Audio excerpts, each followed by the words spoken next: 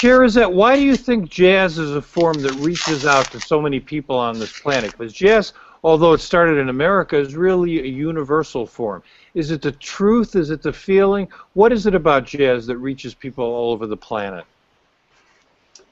I think jazz reaches everyone over the planet because of all those things: the truth, the root, the source, its beginning, and it doesn't really have an end. It just keeps evolving into something new, innovative, but it always has those elements of the past, the history.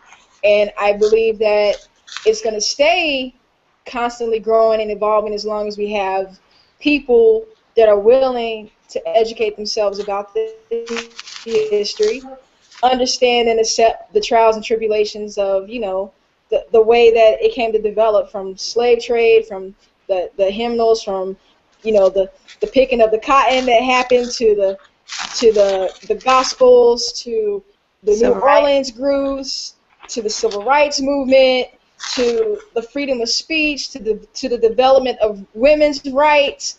All those things make this music, I believe, worth living and worth diving into to understand why it's here and why it's going to still stay around. I believe that jazz will never die because you have so many people that are curious about it, and it's so beautiful because it's not strict, even though it has a skeleton that you have to understand. You have to understand blues scales. You have to understand the elements of swing. You have to understand Latin rhythms, how they vary.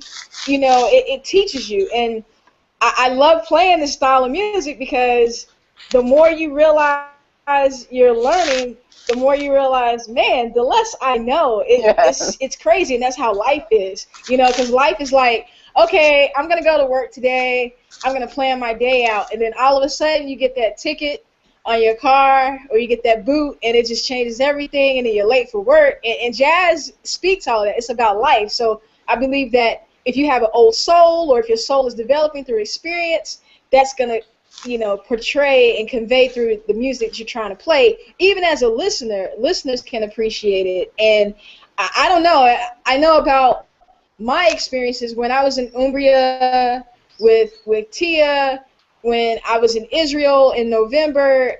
The people over there appreciate this music, and sometimes I do believe that we take it, you know, not less serious, but we don't appreciate it as much because we always have it.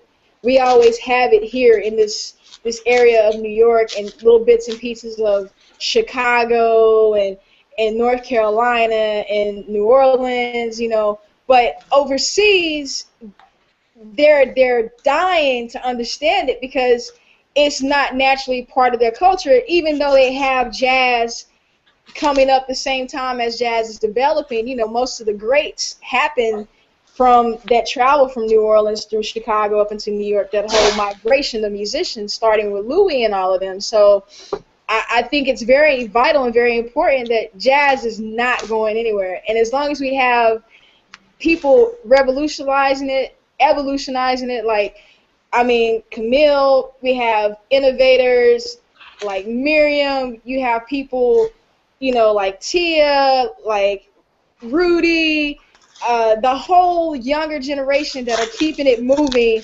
because we want to be like those that came before us. As long as we have that respect, that humility, jazz is not going anywhere. You can call it what you want to. You can call it jazz, free jazz, whatever. It's all jazz. It's here and it's staying. You know? I wanted to just add to that too.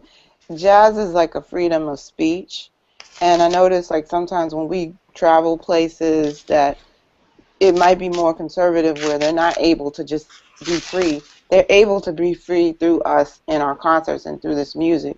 Even if they don't understand, they feel it, you know, and it's about a message. It's about what's going on now. One of the questions that, to add to what Shirazette said, is like, what are you going to do now? You know, you set out your day, you're in your car, you're going to work, and the cop stops you. Now you're going to get a ticket. So what are you going to do now?